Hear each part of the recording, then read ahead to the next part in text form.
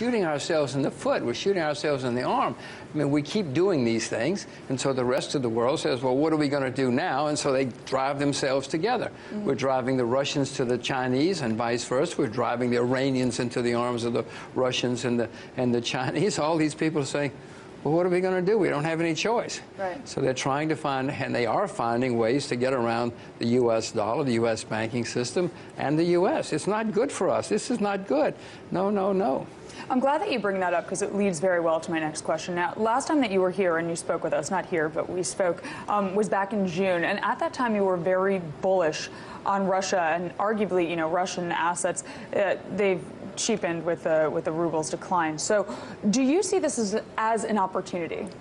Well, that's a very good question. I should watch RT-TV to find out. How do I know? There you go. You know, you're the Russians, or the Russian-oriented people. I did buy Russian shares back in March. I was optimistic in June. I have been optimistic. They've gone back down. And as we speak, I'm sitting here thinking about whether I should step in and start buying. You know, they're not down as low as they were when the Crimean situation happened. Right. They may be about to break down, but I'm sitting here. If I weren't sitting here with you, Aaron, I'd be trying to figure out what to do about Russian shares and Russian currency. Interesting. Now, by the way, just one reason that the ruble is down, all currencies are down. The U.S. dollar has been going up like a rocket for a variety of reasons, and therefore all currencies are down, not just the ruble. This is very true. Now, I know that you're very bullish on agriculture and that I should definitely leave my job here as a journalist and go get on the tractor, which we love to joke about. But, you know, how do you feel about Russian agriculture? Well, I'm wildly bullish. You know, I would love. Russian farms are very, very cheap. That you can buy a farm, you can buy a tractor, very cheap. Did you ever learn to drive a tractor? You just take pictures on tractors. It's on my bucket list. It's on my bucket. Well, you're just taking photographs. Just taking photographs. You got to learn to drive the thing if you want to. Yes, you'll be a good journalist. But you could start covering the farm. Right. You know, go out to the farm, sit on your tractor and talk to farmers and give reports. Russian agriculture has a great future. It's vast lands. Fertile lands, right. And they haven't been ruined like many other places have been ruined. No, I'm optimistic about Russian agriculture. Now, Jim, can you talk to me about China? We know that China's growth is slowing. So is this a good thing or a bad thing right now? It's good for that China's slowing down. They've had a property bubble. They've had too much inflation. They've had too much overheating. So it's always good when you can slow something like that down.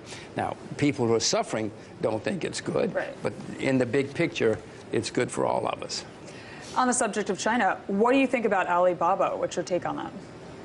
Well, if you bought it on the opening, you made a lot. I mean, on the offering, you made a lot of money. Otherwise, you've lost a lot of money. So I did not buy it. I'm not, you know, important enough to get shares on the offering, so I didn't buy it. It may be a sign of the top of the technology market. It looks like it has been. The technology market in the U.S., anyway, has been suffering since. I'm glad that you bring that up because we actually talk about that a lot, and I agree with you on that, that we're at the top or at least very, very close to it. Gosh, I must be right then. You must be right. You know a thing or two. Wow. Thank you for sharing your knowledge with us. But, you know, let's talk about trophy assets. The Chinese, they're buying up a lot of trophy assets, and it just came out last week. They bought the Waldorf Astoria, and, you know, it kind of reminds me of Japan when they went out and they bought Pebble Beach and these other trophy assets. That was back in the 90s that Japan did that with the golf course. But could these vanity buys be contrary to indicators?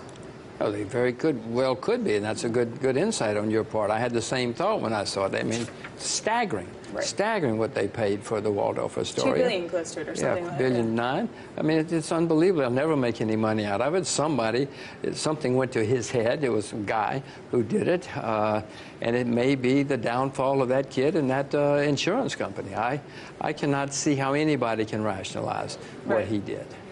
Now, speaking of bad indicators on this subject, you know, the market breadth, it's waning, and we know that. But, you know, people like Albert Edwards, I want to read you this quote. He said in a tongue-in-cheek type way, "Sell everything and run for your lives." I love that. It sounds like something you might say. Yeah, no, he may well be right. It looks like he is right. The breadth has been terrible. Most stocks are down. Most U.S. stocks are down in 2014. They're not up, whatever the averages are doing. It has not been a good year for most investors in nearly any asset unless you happen to own bonds or the U.S. dollar. So would you say not only is the bear market coming, the bear market is it's obviously not upon us, but in the next... Aaron, I'm not smart enough to know things like that. This is what we look to you for. Watch your show. Watch your show. I know the bear market will come. Right. You know, the people in Washington and New York will tell you there'll never be another bear market again. When you hear that, you run for the hills. You run for your life. You know, you call your mother as fast as you can. Say, what do I do?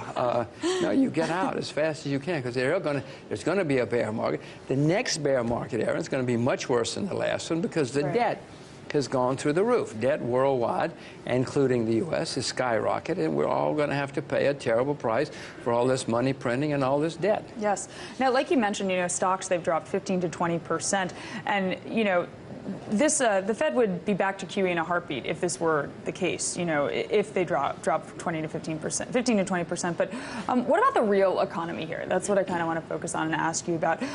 Signs of weakness outside the U.S. could come back here, which we know. So are you concerned at all about that? Well, first of all, what is going to happen is the market will go down, at which point everybody's going to call the Federal Reserve, and they're going to panic. They're just bureaucrats and academics. They don't know anything. They'll panic. They'll say, okay, we're sorry, we're sorry. They'll either start QE4, or they'll print more money. They'll say, don't worry, we'll print even more money, and they'll try to save the market. The market will have a big rally, and that might even turn into a bubble at that point. The real economy, listen, the people who are getting the money, Aaron, are having a wonderful time. Right. And their friends who are getting all this money that's being printed. But the rest of the country and the rest of the world is not having such a good time these days. Absolutely not. And, you know, Jim, with commodity prices falling, it's kind of this sign of global economic weakness. So what do you think about oil's recent fall? What would that say to you? Well, it says to me what it says to you, that, you know, for some reason there's not as much demand. Something is weak somewhere. It also says that a lot of people probably in the Middle East are dumping oil now as fast as they can, because they know they may not, especially those guys, whatever they call it, ISIS, you know, they're probably dumping all they can, because if they get cut off, then they don't have any money anymore. Right. So there's a bit of panic selling, it seems to me, going on, and the demand is not as hot. Europe is slowed, China is slowed, everybody's slowed. Yeah. Except maybe some parts of the U.S. That's interesting. So where do you see the greatest opportunity in the commodity space right now? Well, agriculture. It's still farm prices, rice. Buy yourself some rice, buy yourself some sugar. I got some sugar out of your green room. You put it in your pocket. I love it. You practice what you preach. I love it. I got myself some of your sugar. It's free, for goodness sakes. I'm not stealing from you. I might steal from you before it's over, but no, right now I've just put some in my pocket. No, some things are still very, very cheap worldwide. But most things should probably be avoided. If I were buying shares, I would buy in Russia or China or Japan, not in the U.S. Interesting. Japan as well. But Japan is down 60%, 65% from its all-time high. Yeah. I know your parents taught you to buy low and sell high. If you call your mother if she didn't teach you that. Tell her, Mom, I need some more lessons.